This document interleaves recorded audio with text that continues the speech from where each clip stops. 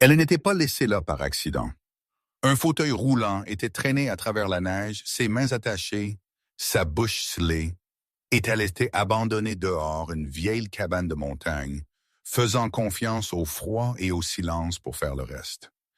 Minutes plus tard, un vieux berger allemand commença à aboyer en panique à l'intérieur de la cabane.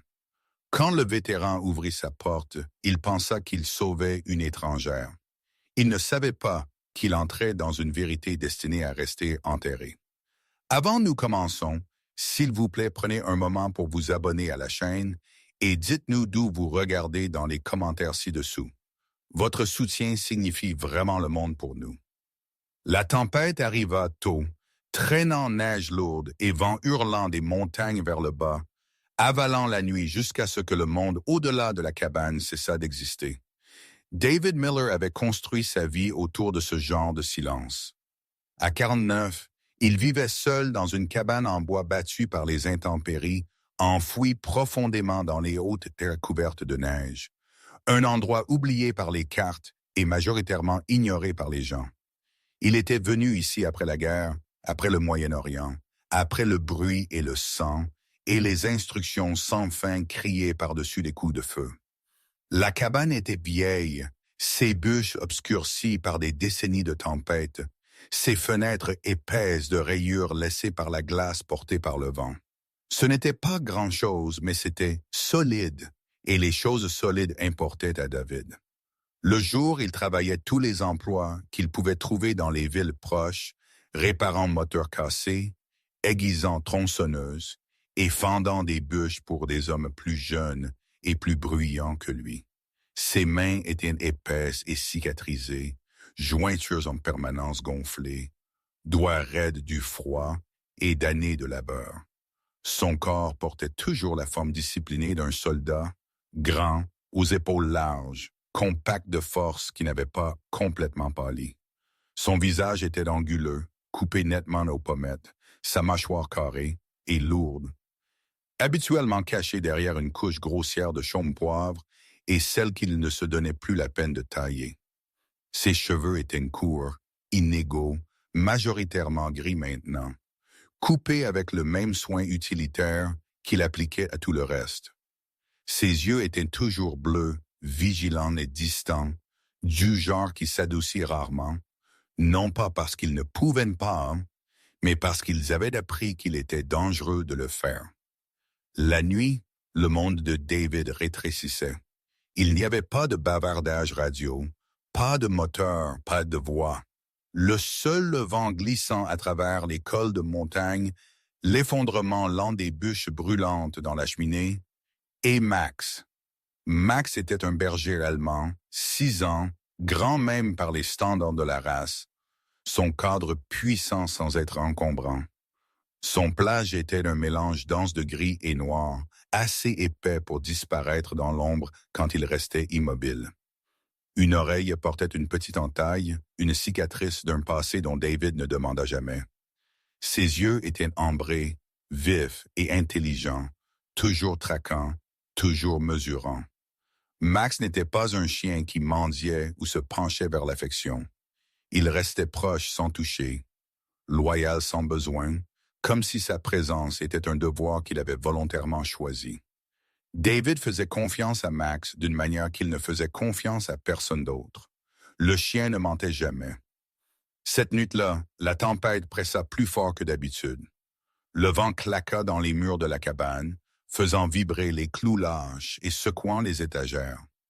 Mac maintenant s'accumula vite contre la porte, enterrant le poche en blanc. David venait de finir d'ajouter une autre bûche au feu quand Max se figea près de l'entrée. La posture du chien changea instantanément, muscles se tendant, tête se redressant vivement, oreilles en avant. Alors l'aboiement commença. Ce n'était pas le bas aboiement d'avertissement que Max utilisait pour les animaux ou le mouvement distant. C'était aigu, frénétique, presque paniqué, déchirant la tempête avec une urgence brute qui fit chuter l'estomac de David. Max marchait en cercle serré, griffes raclant le plancher en bois, aboyant encore et encore comme s'il essayait de forcer le son à travers les murs. David bougea sans penser. Il enfila son manteau, fourra ses pieds dans des bottes et traversa la pièce à grandes enjambées. L'aboiement s'intensifia tandis qu'il atteignait la porte, le corps de Max rigide maintenant, queue basse, chaque instinct criant tandis que David ouvrait la porte et que la tempête explosait vers l'intérieur. Vent et neige se précipitèrent dans la cabane, volant la chaleur en secondes. Pour un bref instant, tout ce qu'il pouvait voir était blanc. Puis ses yeux s'ajustèrent et le monde se réarrangea. Une femme était assise sur son porche. Elle était dans un fauteuil roulant, positionné maladroitement près du bord. Neige entassée autour des roues. Corde épaisse liait ses poignets serrés aux accoudoirs, les fibres raides de glace. Ses mains étaient exposées, peau assombrie à une teinte effrayante de violet. Doigts gonflés et bougeant à peine. Ruban adhésif couvrait sa bouche, étiré serré à travers peau pâle, les bords fissurés et pelant là où le givre s'était déposé. La neige s'accrochait à ses cheveux, châtain clair, presque blonds, les aplatissant contre sa tête et ses épaules. Elle était petite, son cadre étroit sous un manteau d'hiver qui était beaucoup trop fin pour ce genre de froid.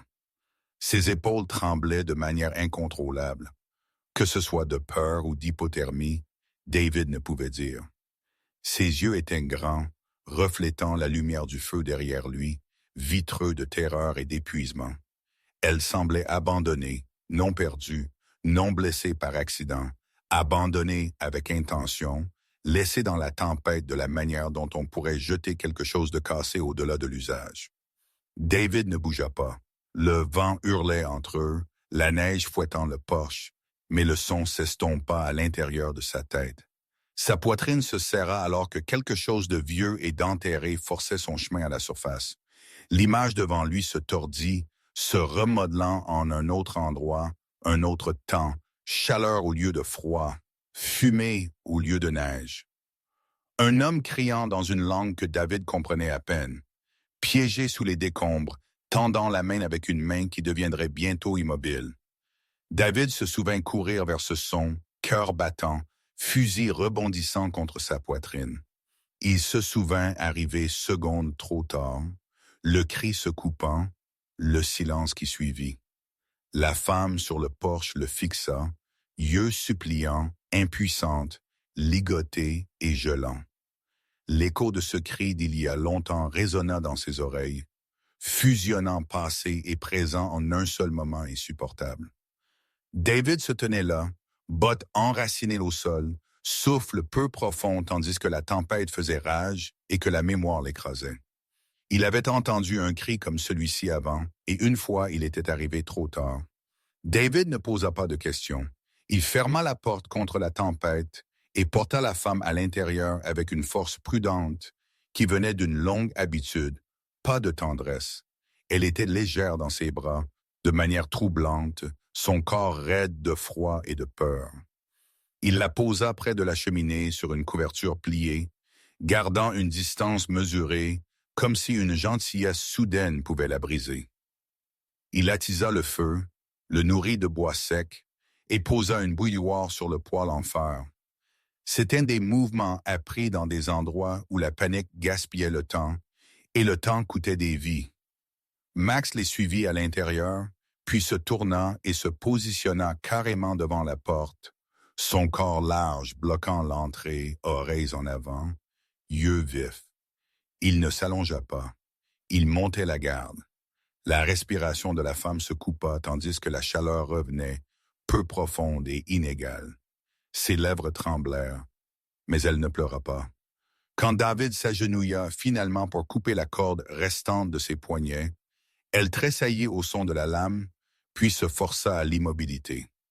De près, il pouvait voir les détails fins que la tempête avait cachés. Elle était à la fin de la trentaine, peut-être au début de la quarantaine, mince au point de fragilité, avec un long cou et des épaules étroites. Sa peau était pâle, presque translucide, parsemée de légères taches de rousseur le long de ses pommettes. Ses cheveux, humides et emmêlés, tombaient en vagues inégales jusqu'à ses épaules, châtain clair avec des fils d'or là où la lumière du feu les touchait. Ses yeux étaient de noisettes sourds, vifs d'intelligence malgré le choc qui les voilait. Quand il décolla le ruban de sa bouche, elle aspira l'air comme quelqu'un qui avait retenu sa respiration beaucoup trop longtemps. « Mon fils, dit-elle aussitôt, sa voix haro et rauque, chaque mot tremblant. « Où est mon fils? » Elle le répéta encore et encore, pas plus fort, pas suppliant comme si le volume n'aiderait pas. Il n'y avait pas d'hystérie dans son ton, seulement une insistance rigide qui coupait plus profondément que les larmes. David remarqua comment elle se tenait droite malgré le tremblement, mâchoire serrée, yeux refusant de se briser. Ce n'était pas une femme non habituée à la douleur. C'était quelqu'un qui avait appris que pleurer ne résolvait rien. David lui tendit une tasse de thé chaud et attendit que ses doigts s'enroulent autour. Seulement alors, il regarda le fauteuil roulant. Il le roula plus près de la lumière, son expression se durcissant tandis qu'il examinait les dégâts. Une roue était pliée vers l'intérieur à un angle qu'aucune chute ne pouvait expliquer. Le cadre métallique tordu avec une force délibérée. Le logement d'essieu portait des entailles fraîches comme frappées avec un outil lourd. Ceci ne s'était pas cassé par chance. Quelqu'un avait pris du temps avec cela. Il jeta un coup d'œil à la femme. Elle rencontra ses yeux sans tressaillir, un scintillement de compréhension passant entre eux. Elle savait qu'il le voyait maintenant. Quoi que lui soit arrivé était planifié. « Je suis Emily », dit-elle doucement, comme si offrir le nom lui coûtait quelque chose. David hocha la tête une fois, mais ne donna pas le sien. Les noms créaient la familiarité, et la familiarité créait les attentes. Max se déplaça légèrement, le cuir de son collier grinçant, son regard ne quittant jamais Emily. Il était assez proche pour que son souffle effleure son genou, chaud et stable, remarqua-t-elle, et resta immobile, le regardant avec une curiosité prudente plutôt que de la peur. « Il ne me fera pas de mal, dit-elle, ne demandant pas. « Non, David répondit, il ne le fera pas. » La radio crépita sur l'étagère, le son soudain faisant tressaillir Emily. David tendit la main pour baisser le volume, mais les mots s'échappèrent quand même, distordus par le statique et le vent. Les autorités locales continuaient de chercher. Enfant rapporté disparu. Dernier vu près de la route d'accès à la montagne. La prise d'Emily se serra sur la tasse jusqu'à ce que ses jointures deviennent blanches. Elle ne regarda pas la radio. Elle n'eut pas à le faire. Sa respiration changea, peu profonde à nouveau, contrôlée avec un effort visible. David la regarda attentivement maintenant, cataloguant les détails comme il cataloguait autrefois les menaces. La manière dont ses yeux suivaient la pièce, mémorisant les sorties, la manière dont elle gardait ses mains visibles, la manière dont elle déglutissait difficilement avant de parler. Rien de cela ne semblait accidentel. « Ils l'ont pris », dit-elle finalement, sa voix plus basse, plus stable, comme si elle avait franchi une ligne interne. Ils dirent « Si je faisais du bruit, si je courais, si je parlais, ils disparaîtraient. » Elle ne dit pas qui ils étaient. Elle n'eut pas besoin de le faire. David avait rencontré assez d'hommes comme ça pour comprendre leur forme sans nom. Max laissa échapper un son bas alors, pas un grognement, pas un aboiement, quelque chose entre les deux. Il s'approcha d'Emily, se plaçant juste à l'intérieur de son espace et s'assit. Sa posture était rigide, mais il n'y avait aucune menace, seulement de l'attention. Les yeux d'Emily s'abaissèrent vers lui, puis revinrent à David. « Il sait, dit-elle. Ce n'était pas une question. » David ne la corrigea pas. Dehors, la tempête hurlait, enterrant la cabane plus profondément à chaque minute qui passait. À l'intérieur, le feu crépitait et la radio continuait de murmurer, listant des détails qui semblaient soudainement insupportables. David sentit le poids familier s'installer dans sa poitrine. Le sentiment de se tenir au bord de quelque chose qui ne pouvait plus être évité. Il avait ouvert la porte à la tempête. Il avait laissé le passé entrer. Et maintenant, avec une mère qui ne pleurerait pas assise près de son feu et son chien montant la garde, David comprit que cette nuit n'était pas une interruption. C'était un début. Emily attendit que le feu s'installe dans un rythme régulier avant de parler à nouveau. La chaleur était revenue assez pour arrêter le violent tremblement de ses mains, mais elle n'avait pas adouci sa posture. Elle était assise droite dans le fauteuil roulant, épaules carrées malgré l'épuisement, doigts entrelacés serrés sur ses genoux, comme si elles se maintenaient ensemble par la seule force. Quand elle rencontra finalement les yeux de David, il y avait du calcul là, pas de la manipulation, mais une pesée prudente du risque. C'était une femme qui avait appris que la mauvaise vérité dite trop tôt pouvait être fatale. « Je n'étais pas toujours comme ça, dit-elle doucement. Sa voix était plus stable maintenant, contrôlée. J'avais l'habitude de m'asseoir derrière un bureau. Nombre, registre, c'était ma vie. Elle lui dit qu'elle avait été comptable pour la compagnie de son mari. Son nom, dit-elle, était Mark Ellison. Elle le décrivit sans drame. Un homme grand dans sa mi-quatresse, bien soigné, rasé de près, toujours habillé de manteaux sur mesure qui cachaient son tempérament comme il cachait tout le reste. Pour le monde extérieur, il était charmant, généreux, le genre d'homme qui serrait la main fermement et souriait souvent. À la maison, il était précis et cruel. La violence venait tranquillement. Pas de cris, pas de spectacle, juste un contrôle appliqué méthodiquement jusqu'à ce que la résistance semble inutile. Emily avait appris à lire ses humeurs de la manière dont on lit la météo, s'ajustant pour survivre. Elle expliqua comment son travail avait commencé à changer. Au début, les livres étaient simplement créatifs. Les chiffres se déplaçaient juste assez pour satisfaire les investisseurs.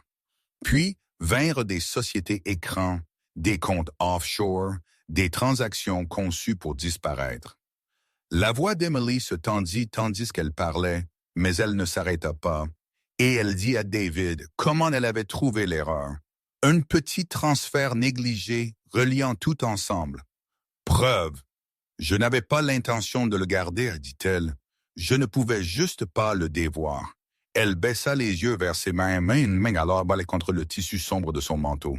C'est là que je devins un problème. David écouta sans interruption. Il se pencha en arrière contre le mur, bras croisés, son visage illisible. À l'intérieur, le conflit s'aiguisa. Il reconnut le schéma trop bien, la menace tranquille, le cercle se resserrant lentement. Il l'avait vu chez les seigneurs de guerre, les entrepreneurs, les hommes qui cachaient la brutalité derrière l'ordre. Aider Emily ne serait pas simple. Cela signifierait de revenir dans ce monde d'ombre et de conséquences, un monde où il s'était enterré dans la neige pour échapper. Il sentit l'attrait familier de se retirer, de se dire que ce n'était pas son combat. La cabane grinça tandis que le vent changeait, comme si elle lui rappelait que l'isolement n'avait jamais vraiment rien gardé dehors. Emily déglutit et continua. « Je me suis faite petite, dit-elle, faible. » Elle expliqua comment elle avait mis en scène la blessure, comment elle avait appris à bouger aussi peu que possible, comment elle avait effacé son empreinte numérique pièce par pièce. Elle coupa ses cheveux, changea ses vêtements, apprit comment disparaître à la vue de tous. Le fauteuil roulant, admit-elle, faisait partie de ce mensonge. Protection déguisée en vulnérabilité. Les gens ne regardent pas de trop près quelqu'un qu'ils pensent agaçant, dit-elle, pas amère, juste factuelle. Elle ne regarda pas David quand elle ajouta cela à presque marcher. Le prix de ce mensonge vint ensuite.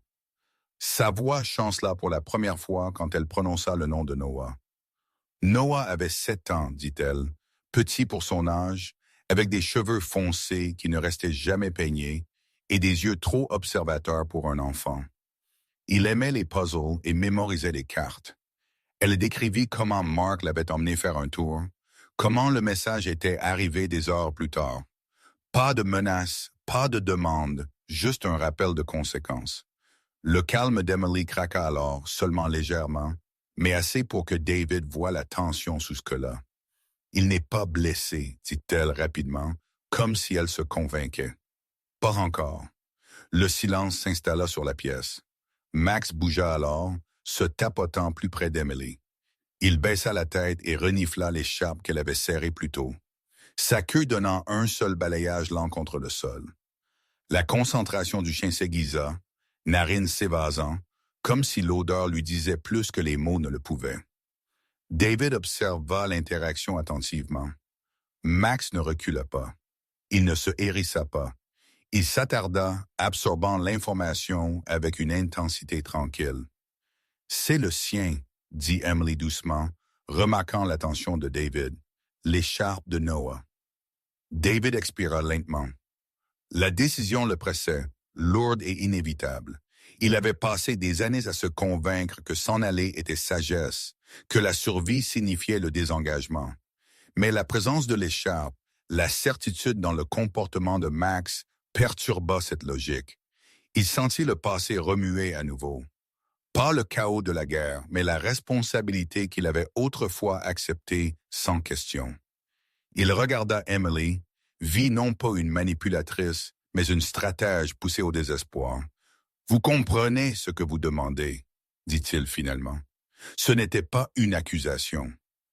Emily rencontra son regard. « Je comprends ce que je vous demande de risquer, » répondit-elle.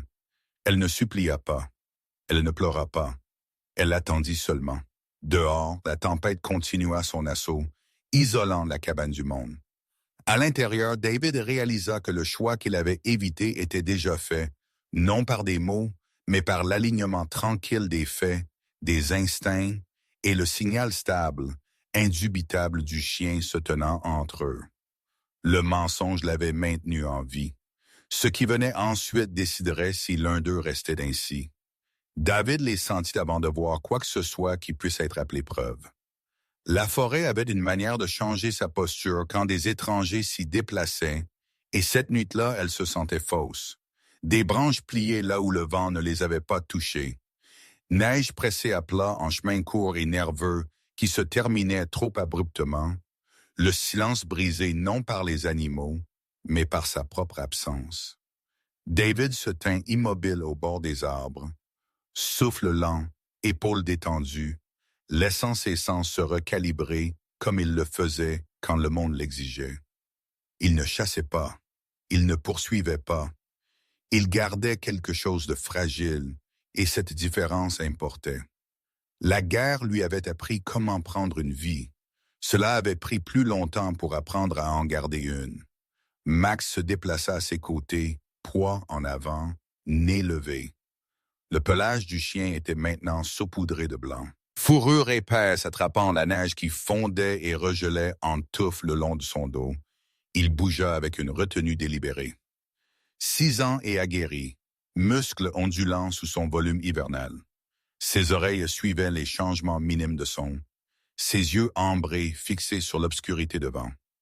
David faisait confiance aux instincts de Max plus qu'aux siens cette nuit. Max n'était pas alourdi par la mémoire.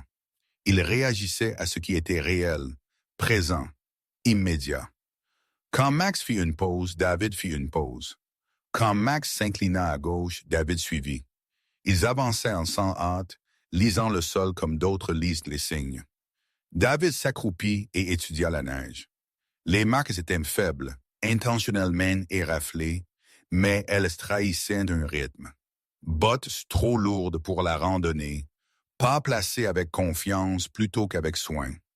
Ce n'étaient pas des hommes perdus. Ils bougeaient avec but, s'étendant juste assez pour couvrir le terrain sans parler. David sentit l'ancien schéma s'installer dans ses os, la géométrie tranquille de la menace et de la distance.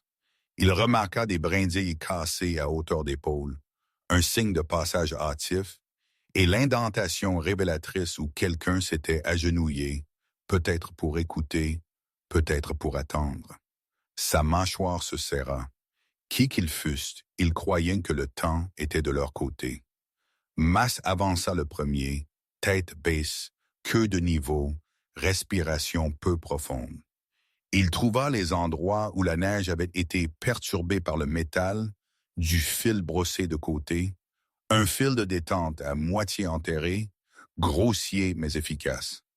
David le démantela sans commentaire, doigts engourdis mais précis. Il reconnut le travail, pas des professionnels, mais des hommes qui avaient appris assez pour être dangereux, le genre qui empruntait des tactiques sans en comprendre le coup. Tandis qu'il s'enfonçait, le vent changea, portant un mince ruban d'odeur. Max s'arrêta net, narine s'évasant. Il se tourna alors pour regarder David. Un seul regard décisif. Il y avait quelque chose devant, quelque chose d'humain, quelque chose de petit. Ils atteignirent une clairière étroite où les arbres s'ouvraient juste assez pour révéler une structure courbée sous la neige. Une cabane plus vieille que celle de David, toit s'affaissant légèrement sous le poids de la tempête. Fenêtres sombres, sauf une faible lueur fuyant à travers des planches déformées. La lumière pulsait irrégulièrement comme si quelqu'un à l'intérieur se déplaçait entre les pièces avec une lanterne. David sentit un serrement dans sa poitrine, pas de la peur, mais de la reconnaissance. C'était l'endroit. Les hommes avaient été prudents, mais la peur laissait ses propres empreintes digitales. Il scruta le périmètre, comptant les angles, notant l'absence de traces fraîches près des murs. Quiconque avait été ici récemment s'était retiré, assez confiant pour laisser leur prise sans surveillance. David fit un large cercle, plaçant chaque pas avec un soin délibéré. Max resta devant, le guidant autour des congères molles et de la glace caissante. Tandis qu'il s'approchait, un son les atteignit, à peine audible par-dessus la tempête. Une mince, coupée inspiration de souffle. Pas de pleurs, pas d'appel, juste le son de quelqu'un essayant très fort de ne pas être entendu. Les mains de David se crispèrent en point. Il s'approcha de la fenêtre avec la lumière, attentif à ne pas projeter d'ombre. À l'intérieur, une seule lanterne brûlait sur une caisse, sa flamme basse. Et près du mur du fond, enveloppé dans une veste trop grande, était assis un garçon. Noah était plus petit que David ne l'avait prévu, tout coude et genoux perchés sur un seau retourné. Il avait des cheveux foncés qui tombaient dans ses yeux, inégaux comme coupés par des mains impatientes, et une peau pâle de froid et de peur. Son visage portait l'immobilité prudente d'un enfant qui avait appris que le bruit invitait des conséquences. Il n'y avait pas de chaîne, pas de corde. Sa liberté était gardée par quelque chose de plus efficace, l'incertitude. Un sac à dos gisait à ses pieds, à moitié ouvert, une carte pliée dépassant, coin usé doux à force d'être manipulé. David remarqua le détail avec un sursaut de respect. C'était un enfant qui faisait attention. Max fit un son alors, à peine un murmure, un souffle plus qu'un bruit. La tête de Noah se redressa vivement. Leurs yeux se rencontrèrent à travers la vitre, ambrés à marron foncé, et quelque chose changea. Le garçon ne bougea pas, mais ses épaules s'assouplirent de la plus petite fraction. La reconnaissance ne nécessitait pas de mots. David sentit le moment s'ancrer dans sa poitrine. Il l'avait trouvé. Pas sauvé, pas encore, mais trouvé. La différence importait. Derrière eux, quelque part dans les arbres, une branche craqua. David ne tourna pas. Il mémorisa la cabane, les angles, la position du garçon, le motif de lumière. Il posa une main sur le cou de Max, poids s'enfonçant dans l'épaisse fourrure, s'ancrant dans le présent. Il était un soldat sans guerre maintenant. Mais le travail restait. Protéger, attendre, choisir le moment. Tandis que la tempête s'intensifiait et que la forêt retenait son souffle, David recula dans les arbres avec Max à ses côtés, portant la connaissance de l'endroit où était Noah et la certitude que la peur seule maintenait le garçon captif. David planifia dans les heures tranquilles avant l'aube, quand la cabane retenait son souffle et que la tempête s'apaissait en un silence fragile. Il était assis à la petite table avec un crayon usé plat d'un côté, esquissant des lignes qui signifiaient chemin, distance, endroits où attendre. Emily regardait depuis le canapé, enveloppée dans de la laine, son visage aminci par l'épuisement. Elle était au début de la trentaine, grande, même assise, avec des épaules étroites et des mains qui tremblaient quand la douleur revenait sournoisement. Ses cheveux, autrefois soigneusement entretenus, tombaient en vagues inégales de blond foncé autour d'un visage rendu pâle par la peur et le froid. Des taches de rousseur apparurent sur son nez quand la lumière du feu réchauffa sa peau. David remarqua la façon dont elle se tenait, trop contrôlée, trop consciente de son propre corps, pour être entièrement ce qu'elle prétendait. Il avait appris à lire la posture comme il lisait le terrain. La vérité s'annonça non pas avec des mots, mais avec un changement. Quand elle se leva pour atteindre la bouilloire, appuyant une paume sur le comptoir, elle se tint debout, seulement pour un battement de cœur, seulement avec un souffle coupé net en deux. Mais elle se tint debout. La bouilloire tinta tandis qu'elle se rattrapait, jointure blanchissant, douleur traversant ses yeux comme l'éclair sur des collines sombres. David sentit quelque chose se serrer derrière ses côtes, une pression qu'il connaissait trop bien. Il ne dit rien. Le silence avait toujours été sa première arme et son dernier refuge. Max traversa la pièce et s'assit aux pieds d'Emily, son poids s'installant avec un faible soupir.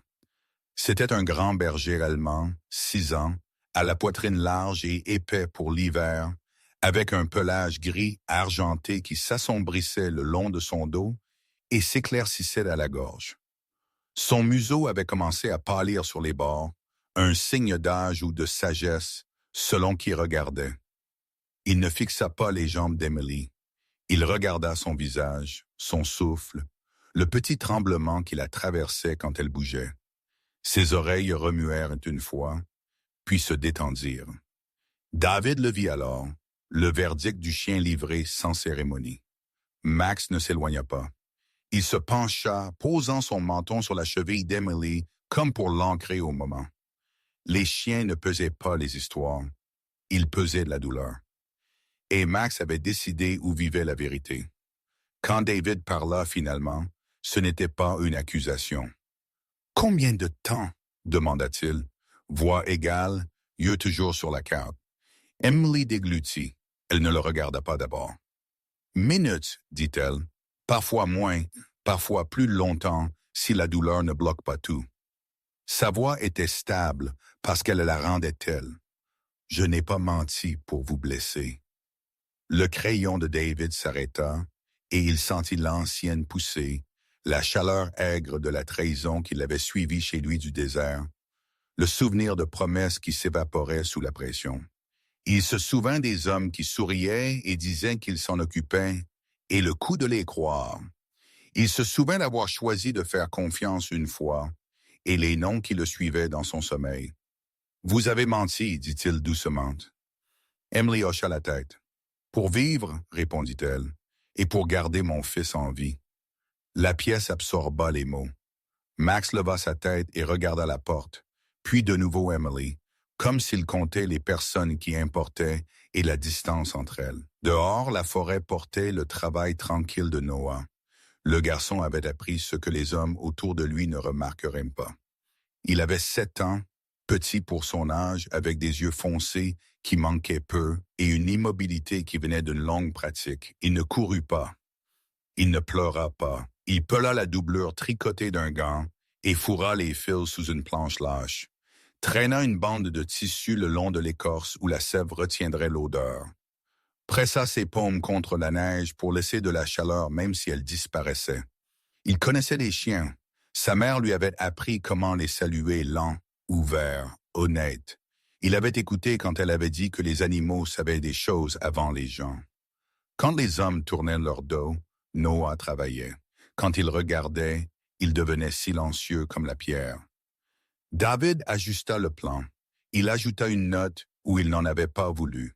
Il aurait besoin de temps, de patience et d'une marge d'erreur qu'il ne pouvait pas se permettre.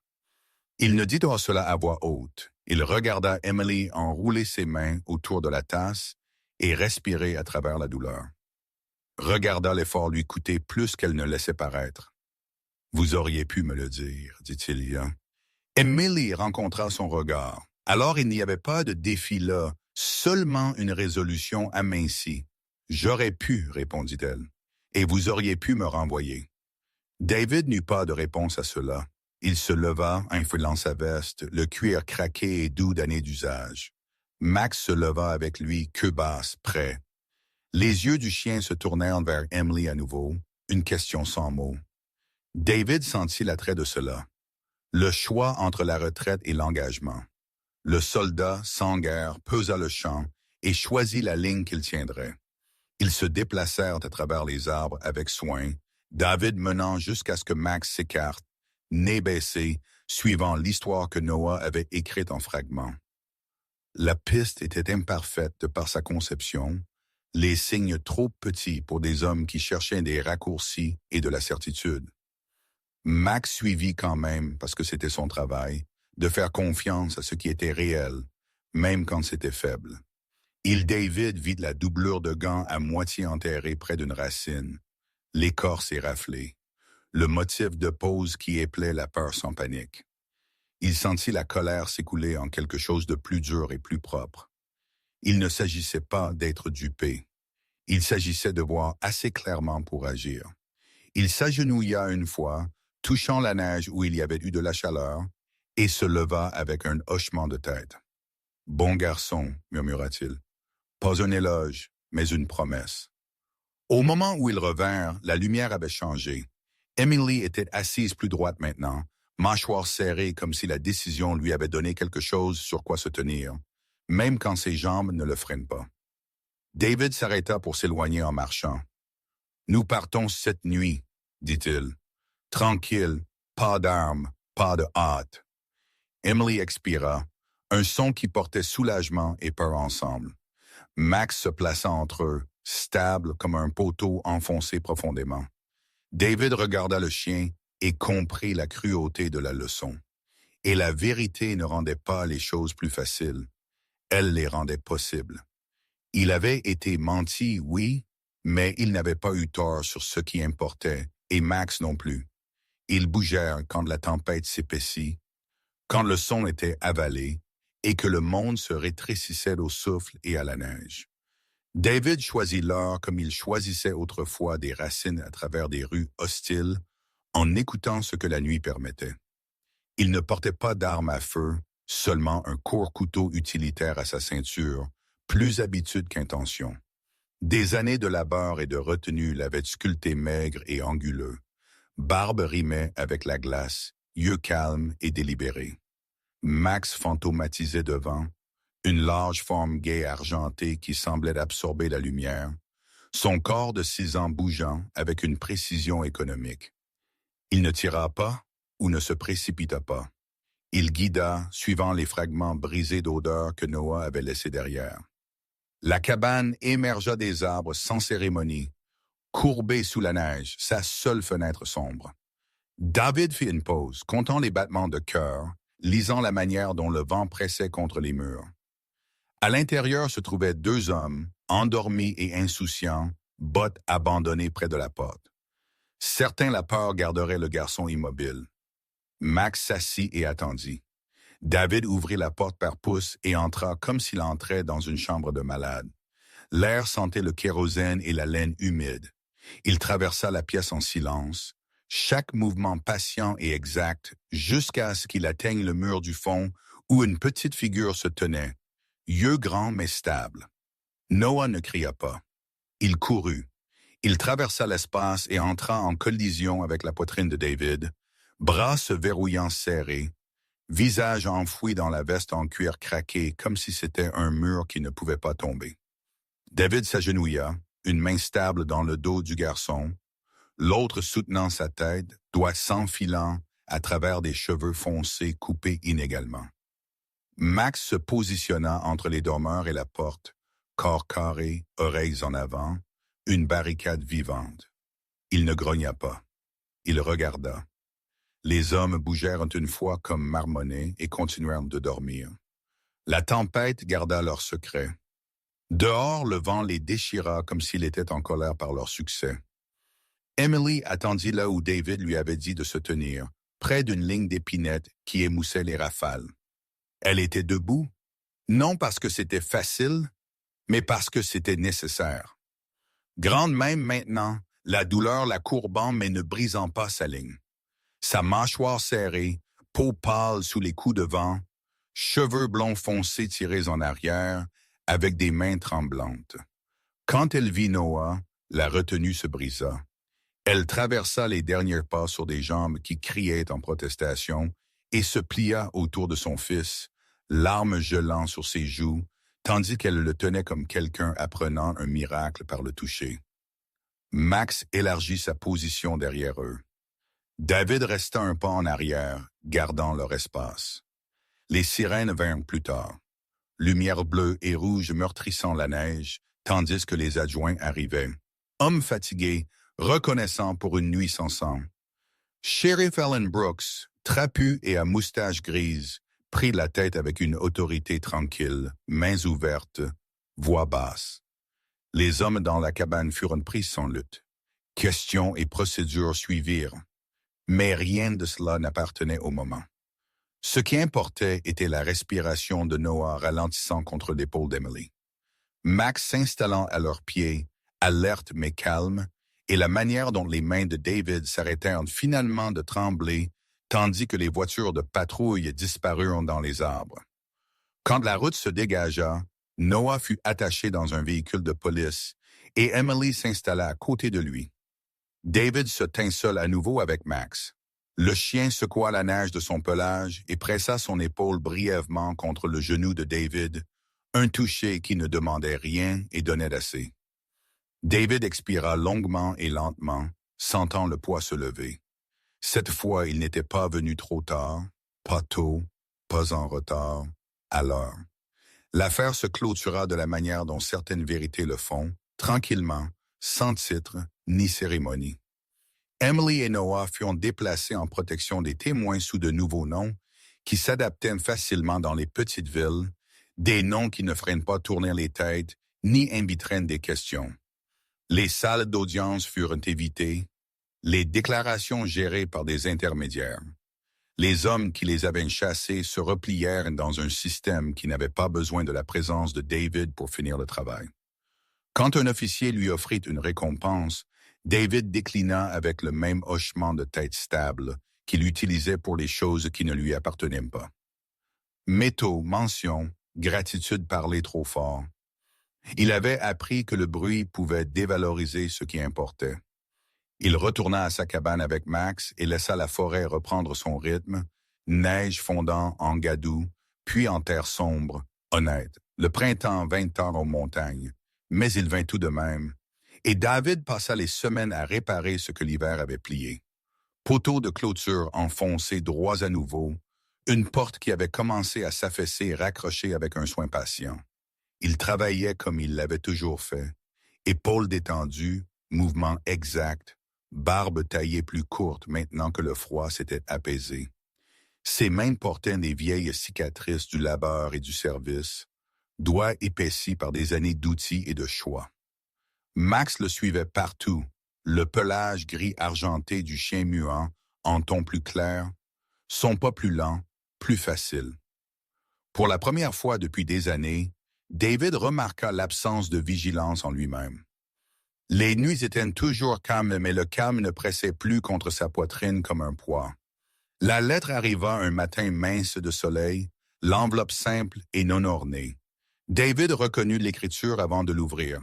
Les lignes soignées d'Emily, stables et sans fioriture. Elle écrivit simplement. Elle et Noah étaient en sécurité. Ils s'étaient installés dans une ville loin des montagnes, un endroit avec de larges rues et une rivière qui coulait lente et brune au printemps. Elle avait ouvert un petit atelier de réparation automobile au bord de la ville, le genre avec 2 baies et une enseigne peinte à la main. Elle ne demanda pas d'aide comme une faveur. Elle offrit du travail comme un accueil. Manager s'il le voulait, partenaire pour faire tourner quelque chose, un chemin de retour dans le bruit des jours ordinaires sans spectacle. David lut la lettre 2 fois, puis la plia 1 fois et la posa sur la table. Max lui donna un coup de nez au genou, queue battant 1 fois comme si la décision avait déjà été prise. La ville était plus petite que les montagnes, mais elle gardait son propre genre d'espace. L'atelier sentait l'huile et le café, le soleil s'inclinant à travers de hautes fenêtres sur des sols en béton usés lisses par des années d'utilisation honnête. Emily semblait différente là. Toujours grande, toujours mince, mais plus forte maintenant. Cheveux tirés en un chignon pratique, tache de rousseur plus visible contre une peau qui avait réappris la lumière du jour. Elle bougea prudemment, consciente des limites, mais sans excuse. Ses mains étaient instables tandis qu'elle versait le café, yeux clairs et directs quand elle parlait. Noah avait grandi dans les mois depuis que David l'avait vu pour la dernière fois, membres plus longs, rire plus rapide à arriver. Il portait un bonnet tricoté trop grand pour sa tête et parlait à Max comme si le chien avait toujours fait partie de sa vie, ce qui d'une certaine manière il l'avait fait. David trouva sa place sans cérémonie. Il tenait les livres, gérait les horaires, réparait ce qui avait besoin d'être réparé. Il parlait peu et écoutait bien. Les locaux apprirent sa forme, la posture maigre de ses épaules, le calme dans ses yeux, et le laissèrent à son travail. Pourtant, il ne racontait pas d'histoire sur les montagnes à moins d'être interrogé, et même alors seulement assez pour être compris. À midi, Noah jouait dehors, empaquetant la neige dans les coins ombragés qui persistaient de plus longtemps, construisant de petites forteresses et les démantelant avec la même sérieux. Emily se déplaçait entre le comptoir et les baies, café fumant, rire doux. Les jours prirent un schéma qui semblait gagner plutôt que donner. Max revendiqua la cour comme la sienne. Il choisit un endroit où le soleil réchauffait le seau et les ombres se déplaçaient lentement sur ses pattes. À 6 ans, il était toujours puissant, poitrine large, muscles faciles sous son pelage, mais il y avait une douceur maintenant dans la manière dont il se tenait. Il ne traquait plus chaque son passant. Il dormait profondément, le genre de sommeil qui détendait la mâchoire et calmait les oreilles. Quand il se réveillait, c'était à la voix de Noah ou au pas de David, un nom à des menaces imaginées. David observa cela avec une admiration tranquille. Il avait porté Max à travers le chagrin sans remarquer combien le chien l'avait porté en retour. Un matin pâle de lumière printanière, David se tenait sous le capot ouvert d'un moteur, main noircie, souffle facile. Emily posa une tasse à côté de lui sans un mot. Noah cria depuis la cour, triomphant d'un mur de neige s'effondrant. Max gisait étiré entre soleil et ombre, yeux fermés, poitrine montant et descendant dans un rythme lent et régulier. David se pencha en arrière, essuya ses mains sur un chiffon et se laissa sentir la petite, ordinaire complétude du moment. Il n'y avait pas de promesse au-delà, pas de grande clôture, juste du travail, de la chaleur et la connaissance tranquille que certains endroits n'étaient pas trouvés. Ils étaient faits pièce par pièce en choisissant de rester. Le dernier endroit où appartenir ne s'annonça pas. Il tenait simplement. Parfois, les miracles ne viennent pas du ciel. Ils viennent par des gens ordinaires qui choisissent la gentillesse quand c'est le plus difficile. Cette histoire est un rappel que Dieu travaille souvent tranquillement par une main aidante, un cœur loyal, un moment de courage qui arrive juste à temps. Si vous vous sentez fatigué ou seul aujourd'hui, rappelez-vous que Dieu ne vous a pas oublié. Il peut être en train de préparer un miracle pour vous ou de vous préparer à en être un. Si cette histoire a touché votre cœur, s'il vous plaît, partagez-la. Laissez un commentaire nous disant d'où vous regardez et abonnez-vous pour plus d'histoires de foi, d'espoir et de seconde chance. Que Dieu vous bénisse, vous et vos proches. Protégez votre maison et apportez la paix à